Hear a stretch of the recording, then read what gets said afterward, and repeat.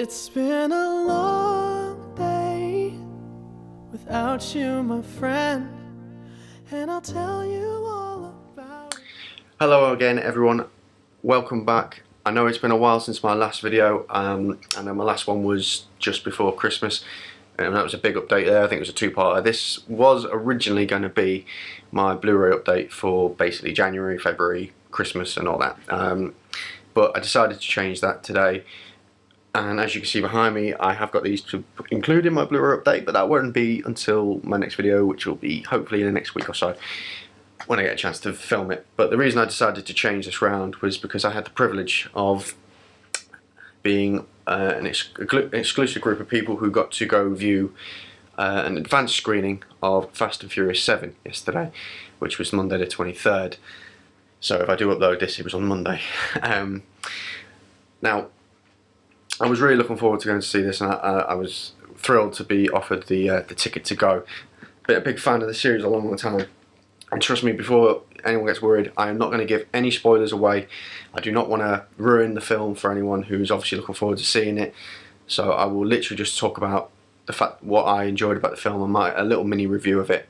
Again, I'm not going to ramble on for ages about it, but I just wanted to put this out there because it was a very meaningful thing for me to be able to go to this.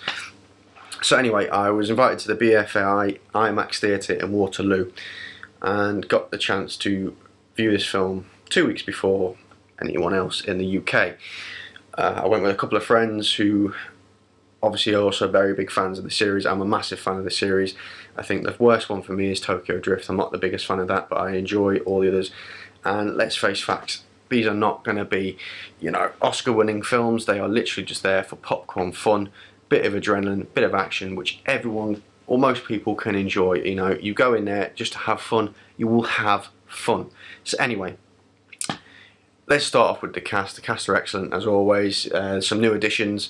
Obviously, most people know Jason Statham's in it, and he's pretty interesting in it. He plays pretty much similar kind of character he always plays in all his films, but this way around he's a bad guy. And he's good in it. I enjoyed him in that. You know, obviously you've got the original cast: Vin Diesel, Paul Walker, who is excellent, and I'll go into that a little bit more in a little bit. And obviously Michelle Rodriguez, Tyrese Gibson, Ludacris is pretty good in it, and obviously The Rock.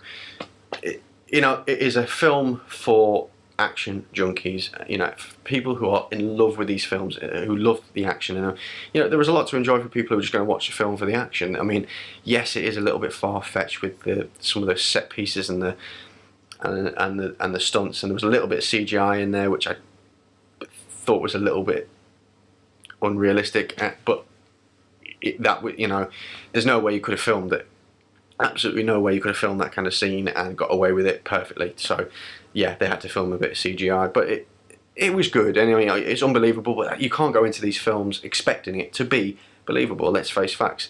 They've got sillier and sillier as they've gone along, but for me, more and more enjoyable as they've gone along. I mean, I love Fast and Furious. I love Fast 5, Fast 6, and this added to it is great. I mean, the script is pretty good. There's a good storyline in there. Again, I'm not going to ruin it for you. A little bit unbelievable, but I could see how it would happen eventually, I guess. There are a couple of cheesy lines, a little bit kind of like, you know, Arnold Schwarzenegger-ish, you know, some of the stuff they're saying. But again, I get over it, and I apologise for the screen in the back, but that's just my DVD player or the universal screensaver. But obviously, this film is going to be very poignant for many people. You know, I was looking forward to it originally anyway, and obviously it was made all the more sadder because of Paul Walker passing away back in November 2013.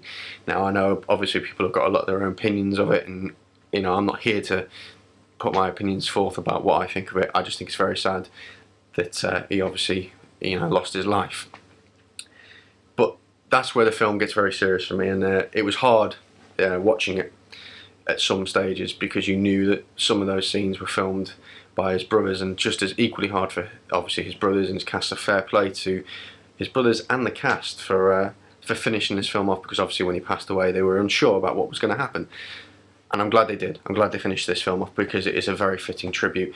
The last 5 minutes for me, I don't think I've ever been an emotional Fast and Furious film, but it was sad, and it was a very fitting end for the character. And again, I will not put anything in. I will not say anything about what happens.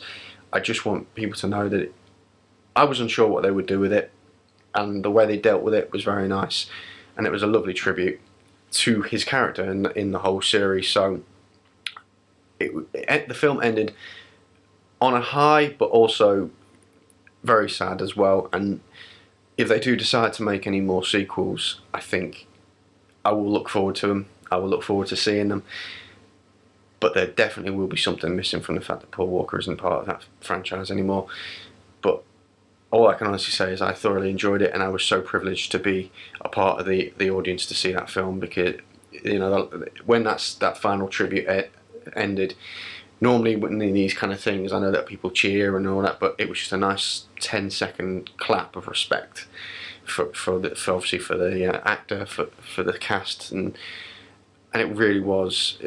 It was something really nice to be part of. Saying so, I'm going to give this film again a 4 out of 5. I really did enjoy it. It's unbelievable action sequences, excellent scenes. I just really did enjoy it. For me, it was on par with 6. I think it really was. Definitely worth watching. And I said, I hope I haven't spoiled anything for you. If I have, I apologise, but I did try and keep this pretty much to a bare minimum on what I could actually say about it. Great film. Please do go see it if you're a fan. If you're not a fan, check it out just for the tribute at the end. It's very sweet and very touching, and definitely worth watching that film, because it is a very good film at the same time. It's a popcorn flick. Go in, enjoy it, sit back for 2 hours, and that's what I did. Sat back for 2 hours and just got immersed in the action and the storyline. It really was worth it. It's no Oscar winner, but for me, I really did enjoy it, and definitely worth a watch.